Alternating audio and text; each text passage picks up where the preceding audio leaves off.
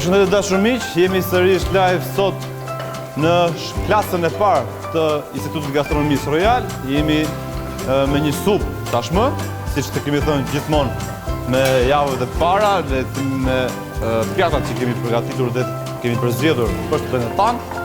Janë ingredientë të ndryshëm, sikurse kemi thënë, sot kemi supë minestrone. Si shikon dhe kamera, e lutem ta fokusoj, është për sa i përket supës, kemi produktet bazë, siç është qepa, karrota, selinoja, misër dhe patate që nuk mungon asnjëherë në këtë lloj kombinimi. Ka shumë ngjyrëshe, ndryshe nga supët e tjera, do jetë supë që nuk kalon në blender, pra nuk do jetë supë kremoze.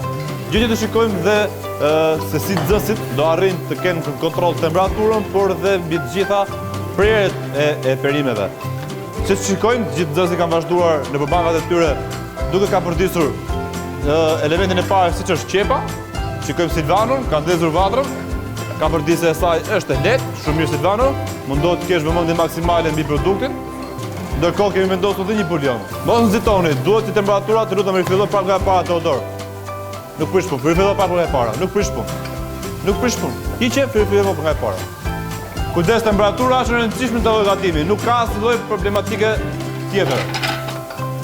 Po, shumë saktë, shumë saktë. Mos e lë qepën kalojnë nga përdisje shumë të madhe, shumë të përkësuar, ndërkohë më shtosh direkt patatën më pas.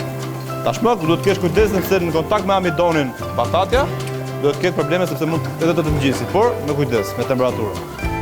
Okej, shto perimet e tjera, mos e lë të kalojnë ka gjatë. Shto perimet e tjera. Edhe kukullet e karrotën. Shto perimet e tjera, mos e lë deri në këtë fazë. Shto perimet e tjera.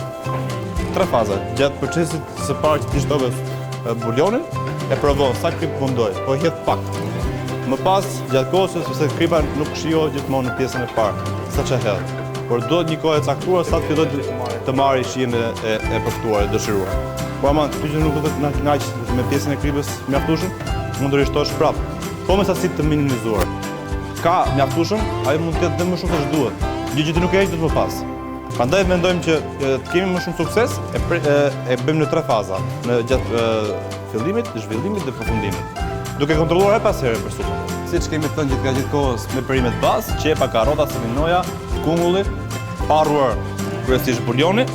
Përmbledhja e saj është logjikisht ka përdisja e perimeve sipas kohës dhe radhës që nevojitet, dhe normalisht duke shtuar edhe bulionin si përfundim. Erza që kemi përzgjedhur është kopri, është një nga erzat shumë e kombinueshme dhe mbi gjitha shumë e shijshme. Besoj të keni ngjerë kënaqur për ato që ju pat gjatë live-it, bashkë me ju takohemi në tjera live. Mirupafshim. Sone, suksese.